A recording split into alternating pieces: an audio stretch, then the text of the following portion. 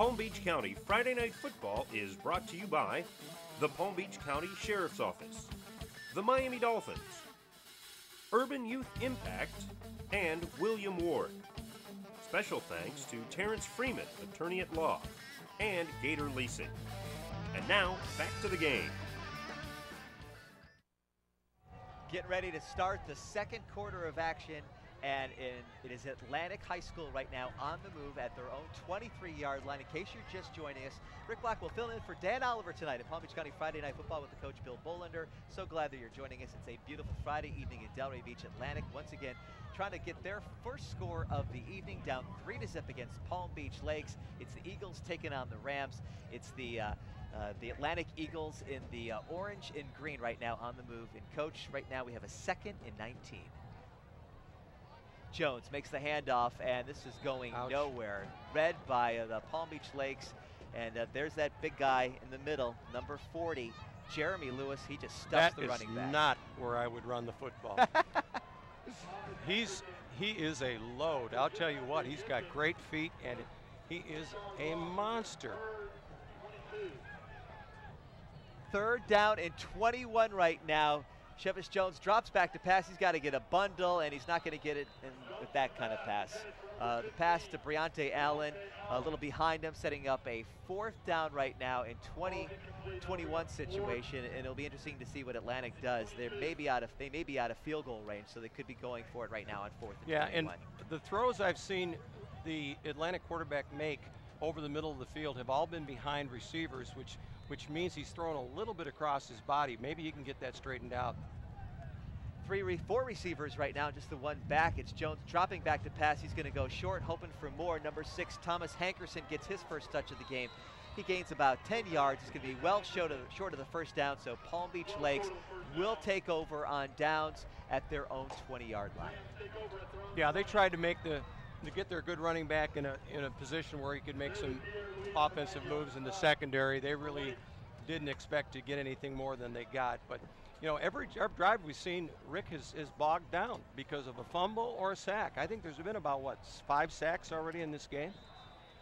We have seen a lot of positive plays, and we've seen some negative yardage as well with those sacks, and especially the turnovers, killing these offenses who have shown, both offenses have really shown glimpses of greatness. They seem like they have been able to really move the football. Then at other times, they've lost large chunks of yardage.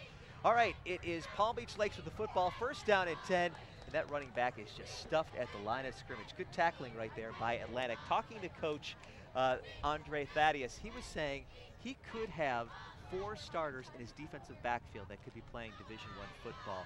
They've got a lot of talent on that. Right, and it's not the first time it's ever happened either, believe me. That time, though, the defensive end for Atlantic, number 56, was completely left unblocked. They had a great hole on the inside, but I think somebody was supposed to kick him out, and he didn't let it happen. He just squeezed it off and made the tackle. That's another missed assignment, and that's sloppy football. All right, keep your eye on the free safety, particularly number 1, Carnell Hatcher. He is rated the third top prospect at safety in the state of Florida. He's getting a lot of attention right now from a lot of state schools. 2nd down and 8, and the carry, again, not getting much yardage for Palm Beach Lakes. They seem like they had a lot of success throwing the football, but the coach right now trying to balance that attack, run, setting up the pass. Yeah, it's almost like they get this 3-point lead and they're playing a little, conservative. I'll tell you what, though, the cover 2 defense that Atlantic plays can be very difficult to throw against if they play it the way they're supposed to. With that safety over there on that side of the wide side of the field, he is an imposing player to throw against because he's got that height and speed, and he's going to make a lot of plays. All right, I want to get more into the cover 2 in just a little bit, but first we want to talk about 3rd down and 7. And Bellamy is in the shotgun formation. He's going to call timeout right now. Saw something in the defense that he did not like. So 3rd down and 7, and it's Palm Beach Lakes calling a timeout. You mentioned cover 2. We hear it all the time in the NFL. Is it really pretty much the same kind of formation, the same sort of strategy that the guys that are playing on Sunday are using? Oh, absolutely. It basically is, instead of 1 safety, you have 2 safeties. And those safeties are responsible basically for their half of the field.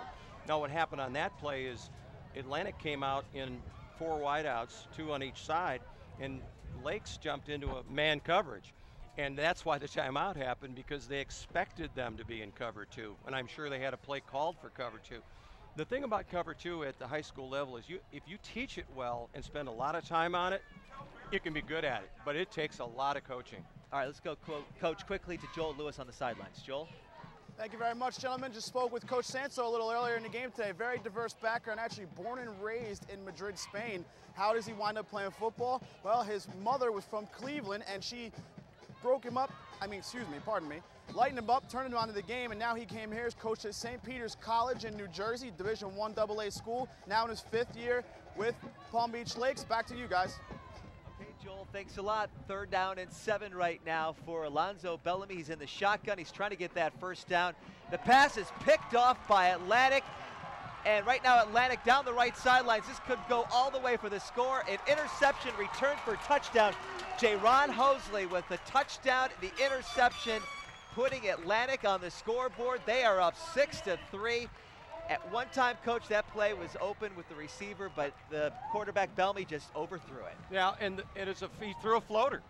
The wind, he's throwing into the wind, and what you have to do, and I'm sure the coaches have told him this, is you got to stride a little bit longer, and you got to get the nose of the football down. Well, the nose of the football was up. The receiver, Rick, was wide open. At a curl route at about 14 yards, the ball floated. Boom, it's going the other way.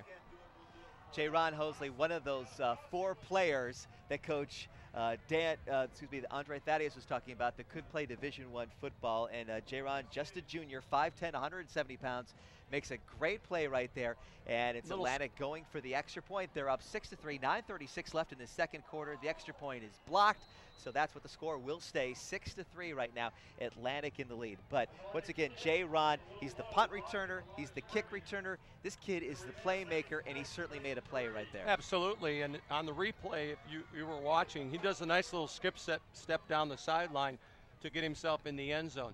On the extra point attempt, the kicker for Atlantic actually looked up like in a top shot on a golf swing and caught the top half of the football, kicking it right into the line. And he was pretty upset with himself, as he should be, because those extra points are just a chip shot. Atlantic fans right now getting into the game, and it's good to see the kids excited about their Eagles, and they should be. They got a great team this year. Atlantic last year, they had a tough season. They were 10-2, and tough from the standpoint that, again, St. Thomas Aquinas beat them in the state playoffs. It's always great to make the playoffs, and sometimes maybe our expectations are too high, but I know Andre Thaddeus is feeling like, this year they've got to get over the hump. Aquinas has beaten them 4 straight years. This year they want to go a little bit further in the state playoffs. All right, Palm Beach Lake right now is going to return the kickoff, and it's Lakes moving the football. The finally tackled from behind at the 40-yard line, but a beautiful run back by number 6, Patrick Charles Green. He brings it all the way to the 40-yard line. Great hustle by John, am I pronouncing this correct? Udusant. John Udusant got blocked on the play for Atlantic, came back and really caught the ball carrier from behind, and I'm not too sure that if he had not made that tackle, that play wouldn't have gone for another 30 or 40 yards. Yeah, he almost broke that for a touchdown. We've got 2 injured players right now on the field, one for Palm Beach Lakes and one for Atlantic. We'll try to check on that in just a little bit. But getting back to the fact that Atlantic has done so well but has lost those tough games against Aquinas, and this year, you were mentioning it, Aquinas is loaded again. Well, we're not going to get into the level playing field thing, but I will tell you this. If you have to go through certain programs, and usually it's south, like a Miami Northwestern or a St. Thomas Aquinas or Southridge when they were so good, it's very difficult. And you've got to have a little bit of luck somewhere along the way, and Atlantic has that stumbling block that they seem to fall into every year, and maybe this year they can get over the hump. I mean, they've got the ability, but it's just tough, Rick. I mean, you're talking about one football game against a quality opponent, and, the ball bounces funny ways. One thing about Atlantic, they'll have a tough schedule to even get to the playoffs. They're going to play a lot of quality opponents, and that will certainly get them ready if they do once again have the opportunity to play Aquinas in the state playoffs. Well, the 2 injured players were Barrington Garland and also Decorian Desami, and the good news is both these guys seem like they're going to be okay. They stepped off the football field with their own power, so good for that. We don't like to see the injuries out there. And right now, 1st down and 10 for Palm Beach Lakes. You have to be impressed by both quarterbacks, but especially this Alonzo Bellamy. He really has been throwing the football effectively. Well, let's see if the Lakes quarterback bounces back from that bad throw. First down and 10, Bellamy right now with the short toss over there, and it looks like it's going to be a gain of about 15-yard lines. The runner still running with the football. Jaquan Hogan finally tackled at the 40-yard line, so Hogan made it happen. I thought he was going to step out of bounds, but he was looking pretty nifty right there, and he gained about 20 yards on the play. So Hogan picks up a first down for Palm Beach Lakes, and they come back passing immediately. The Palm Beach Lakes Rams, not deterred by that last interception. They're going against a very difficult defensive backfield, but that's one of the good things as a coach, saying, I got confidence in you, kid. Keep throwing the football. Exactly, and that play's open all night, Rick. I mean, it's just a short stop route, about 5 yards, turn and go. But I was really impressed by Brad Parchment, number 99 for Atlantic. He turned, came out of his rush, defensive end, and actually made the play 10 yards down the field. The scouts love to see that. Bellamy's 50% of the time has been in the shotgun, 50% of the time he's been under center. Right now he's about 4 steps behind the line of scrimmage. He's looking over the defense. He's got 4 receivers, and we've got a penalty. Could be too much time. For a while there, Lakes was running the no-huddle offense, but in this particular case, they are called for a delay of game penalty, so that'll set up a first down and 15. Well, sometimes the consistency of the spot, meaning how fast the officials get the ball spotted, is a lot to be desired at the high school level, let's put it that way. So as a quarterback, you have got to be aware of that, and you've got to know when that ball's spotted to get your time down where you're supposed to be. First down and 15 for number 14, Alonzo Bellamy. Once again, he is looking over the defense. He's got 4 receivers, and he's also got Matt Elam in the backfield, and it is Elam that is trying to run the football, but he is stopped in the backfield. Nice play right there by number 40 for Atlantic. And Jeremy Lewis, again, the big star defensive lineman for Atlantic. Excuse me, my bad. That's number 40 for Atlantic. No, it's Dorson. And Dorson. I'm looking at number 40 for Atlantic. Right. And number 40 for Lakes is about 5 inches taller and about 100 pounds heavier. I was going to say, if you get those two mixed up. You know, the uniforms are so similar, too. So yeah, it's easy to make I can see where you'd have that if you had like 30 beers. All right, second down and 16 right now for Palm Beach Lakes, and Bellamy again right now in the shotgun formation. He's going to try to get some yardage here to pick up the first down for Lakes. They are down by the score of 6-3. Bellamy looking for a pass play. Great catch over the middle by number 23. A nice play right there by Daryl McCray. He makes a nice catch in a lot of traffic. He got nailed after the catch, but a good pass play right there. Bellamy to McCray. I'll tell you what, I'm having deja vu visits up here. This kid from Lakes is so much like the Mays kid. That ball was thrown absolutely perfect. Look at that ball fit in between 3 defenders. That is coming back after a bad throw. Same play. It's wide open, and he threw it right where it needed to be thrown. Terrific throw. First down and 10 right now for Palm Beach Lakes. The Rams on the move. They are down by 3 points. 7:23 left till halftime.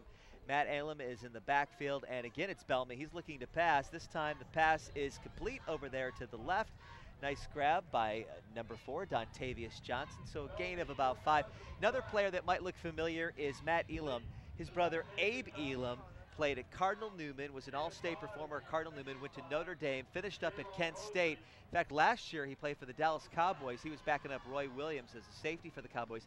Just got cut, so it'll be interesting to see if he can get on with another team. Yeah, Abe Elam was Vinny Sutherland, who played, of course, in the Big Ten and was all Big Ten, played at Lakes. Yeah. They were very, very close friends. At one time were in the same backfield at Cardinal Newman. Wow, tough backfield there. Second down and 4 right now facing Palm Beach Lakes. And again, back to pass is Bellamy. He's going to look over the middle, off the hands of number 1, Rodney Mickens. So far the star for Lakes, off his hands. An incomplete pass setting up 3rd and 4. Mickens was open, but it's always difficult to catch those passes, especially when you feel like maybe one of those tough Atlantic defenders might be getting ready to nail you if you complete. Yeah, and that's going over the middle to catch the ball, but you should realize that was a man coverage. And in man coverage, you're always running away from people. Actually, the ball was very well thrown, and it hit him pretty much right in the face, and he just didn't make the catch. And I'll tell you what, he's picked it up since that interception. Alonzo Bellamy is, right now, he's throwing handoffs. We mentioned earlier that Palm Beach usually likes to throw and run the ball 60-40, but in this particular drive, it's been all passing. They must be seeing something in that defensive formation that leads them to believe that they can be successful against that Atlantic defense. And right now we have another penalty. It looks like the Lakes players I think it's saying offsides on Atlantic. right, offside. So that could be a first down for Palm Beach Lakes.